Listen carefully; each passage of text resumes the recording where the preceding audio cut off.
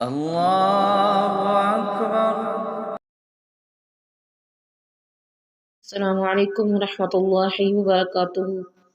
نحمده ونصلي على رسوله الكريم، اما بعد فاعوذ باللہ من الشیطان الرجیم، بسم اللہ الرحمن الرحیم۔ رمضان قیام کا مہینہ۔ قیام کا میننگ ہے کھڑے ہونا۔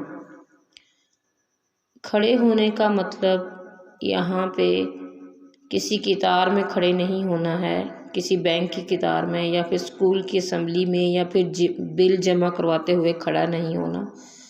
یہاں کھڑا ہونے سے مراد رمضان کی راتوں میں تراویح کے لیے کھڑا ہونا، قیام کرنا ہے۔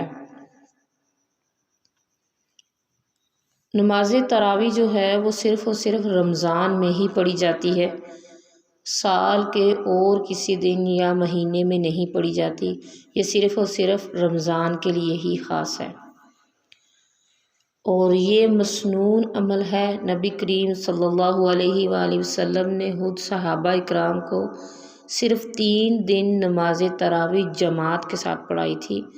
الگ وہ خود سارا مہینہ پڑھتے تھے، لیکن تراویح جو ہے جماعت کے ساتھ صرف 3 دن پڑھائی تھی۔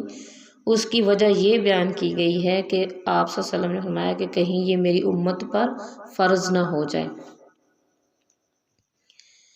تو اللہ تعالیٰ نے انسانوں کو کس لیے پیدا کیا ہے؟ اللہ تعالیٰ نے انسانوں کو اپنی عبادت کے لیے پیدا کیا اور عبادت کے طریقے اور اوقات بھی بتائیں۔ رمضان وہ مہینہ ہے جس میں بہت سی عبادات کو جمع کر دیا گیا ہے۔ عبادت میں سب سے اہم چیز فرض نمازوں کی بروقت ادائیگی ہے۔ اس کے علاوہ نفل، چاشت، اشراق وغیرہ اللہ کے قرب کا ذریعہ ہیں، اور رمضان کی راتوں میں اخلاص کے ساتھ قیام کرنے پر پچھلے تمام گناہوں کی بخشش کی خوشخبری دی گئی ہے۔ یہ جو ہم تراویح پڑھتے ہیں نا، تو اس کا بھی کوئی فائدہ ہے کہ ہم اتنی دیر کھڑے ہو کے تھکتے ہیں اور پڑھتے ہیں، تو اس کا ہمیں بینیفٹس کیا مل رہے ہیں؟ نبی کریم صلی اللہ علیہ وسلم نے فرمایا، جس نے ایمان کے ساتھ اور ثواب کی نیت سے رمضان کی راتوں میں قیام کیا، اس کے پچھلے تمام گناہ معاف کر دیے جائیں گے۔ تو اللہ کے نیک بندے ہمیشہ سے رات کی عبادت کا اہتمام کرتے ہیں۔ ارشاد باری تعالیٰ ہے، سورہ السجدہ آیت نمبر 16، ان کے پہلو بستروں سے الگ رہتے ہیں اور وہ اپنے رب کو خوف اور امید کی حالت میں پکارتے ہیں، اور اس میں سے جو ہم نے ان کو رزق دیا ہے وہ خرچ کرتے ہیں۔ پھر جو ہے عام دنوں میں قیام اللیل کرنا ایک مشکل کام ہے، لیکن رمضان کی برکت اور باجماعت نماز تراویح کی صورت میں یہ آسان ہو جاتا ہے۔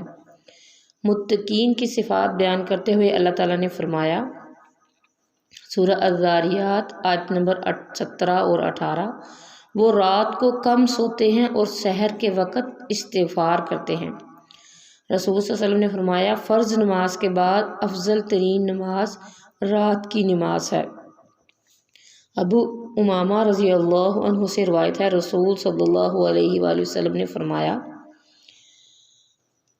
تہجد ضرور پڑھا کرو، کیونکہ وہ تم سے پہلے صالحین کی روش تھی، تمہارے لیے اپنے رب کے قرب کا وسیلہ، گناہوں کو مٹانے کا ذریعہ ہے اور گناہوں سے بچنے کا سبب بھی ہے۔ نماز تراویح جو ہے عام دنوں میں تہجد پڑھی جاتی ہے، اور رمضان میں نماز تراویح کا اس کو نام دیا گیا ہے۔ رمضان میں تراویح پڑھنا سنت ہے اور نبی کریم صلی اللہ علیہ وسلم کے قول و فعل دونوں سے ثابت ہے۔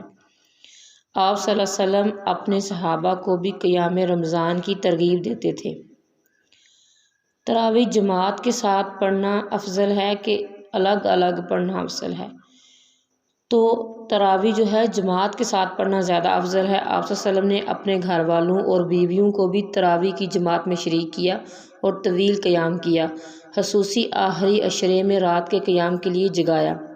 حضرت ابو ذر رضی اللہ عنہ فرماتے ہیں، ہم نے رسول صلی اللہ علیہ وسلم کے ساتھ روزے رکھے، آپ صلی اللہ علیہ وآلہ وسلم نے 23ویں رات تک ہمارے ساتھ رات کی نماز نہیں پڑھی، یعنی تراویح پھر 23ویں رات کو ہمیں لے کر کھڑے ہوئے، یہاں تک کہ تہائی رات گزر گئی، پھر 24ویں رات کو نماز نہ پڑھائی، لیکن 25ویں رات کو آدھی رات تک نماز تراویح پڑھائی۔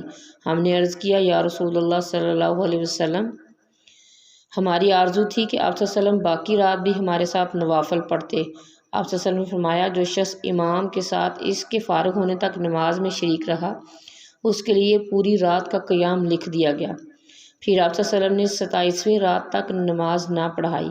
27ویں رات کو پھر کھڑے ہوئے اور ہمارے ساتھ اپنے گھر والوں اور عورتوں کو بھی بلایا، یہاں تک کہ ہمیں اندیشہ ہوا کہ رات یعنی فلاح کا وقت نکل جائے۔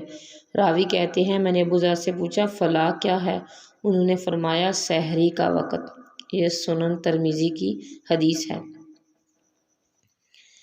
تراویح کی نماز کی ایک خاص بات یہ بھی ہے کہ اس میں قرآن پڑھا جاتا ہے۔ بعض لوگ جو ہیں وہ دن میں قرآن پاک کی رمضان میں اور دن میں قرآن کی تلاوت کا بہت زیادہ اہتمام کرتے ہیں، لیکن رات کو اس کا اہتمام نہیں کرتے۔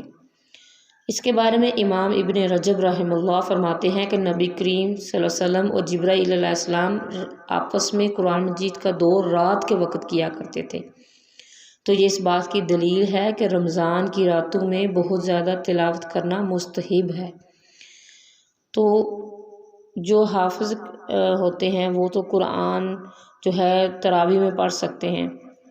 اگر کوئی حافظ قرآن نہیں ہے تو اس کا بھی طریقہ ہمیں ملتا ہے کہ حضرت عائشہ رضی اللہ عنہ کے غلام، ان کا نام ذکوان تھا، تو وہ نفل نماز میں، فرض نماز میں نہیں، نفل نماز میں دیکھ کے قرآن پڑھتے تھے۔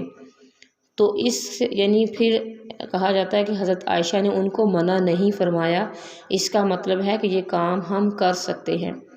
آپ جب نماز تراویح پڑھ رہے ہوں اور آپ مسجد میں بھی نہیں جا سکتے، ویسے عورتیں بھی جانے چاہیے، مردوں کو بھی جانا چاہیے، لیکن باوجہ مجبوری اگر ہم مسجد میں نہیں جا سکتے تو اپنے گھروں میں کوئی ایسا انتظام کریں، آگے ٹیبل وغیرہ رکھیں اور ہاتھ میں قرآن رکھیں، جب آپ رکوع اور سجدہ کرنے لگیں تو قرآن ادھر رکھ دیں، اور ویسے جو ہے کھڑے جب قیام کے لیے آپ کھڑے ہوں تو قرآن کو دیکھ کے بھی پڑھ سکتے ہیں، یہ بھی ایک آپشن ہمیں ملتا ہے۔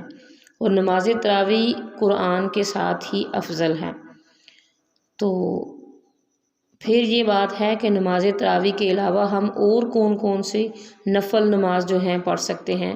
اشراق اور چاس کے نوافل کی ادائیگی کر سکتے ہیں۔ قریبی مسجد میں نماز تراویح باجماعت ادا کریں۔ تراویح سے پہلے ان آیات کا ترجمہ پڑھ کر جائیں جو امام پڑھنے جا رہے ہیں۔ نمازوں میں صرف نوافل کی تعداد نہیں بلکہ دل کی کیفیت اور خشوع پر بھی خاص توجہ دیں۔ فرض نمازوں میں آپ دنوں کی نسبت لمبا قیام کریں۔ نمازوں میں سستی اور تاخیر منافقت کی علامت ہے۔ ہر فرض نماز کو اول وقت میں ادا کرنے کی کوشش کریں انشاءاللہ۔ تو اللہ تعالیٰ نے ہمیں یہ موقع دیا ہوا ہے رمضان کا، اور رمضان میں ہی صرف اور صرف تراویح پڑھی جاتی ہے، تو اس موقع کو ویسٹ نہ کریں اور اللہ سے مدد مانگیں کہ ہمیں اس پر عمل کرنے کی توفیق دے اور ہمیں بہترین سے بہترین نماز تراویح کو ادا کرنے کی توفیق دے۔ سبحانک اللہم و بحمدک نشہد ان لا الہ الا انت نستغفرک و نتوب الیک۔ السلام علیکم ورحمۃ اللہ وبرکاتہ۔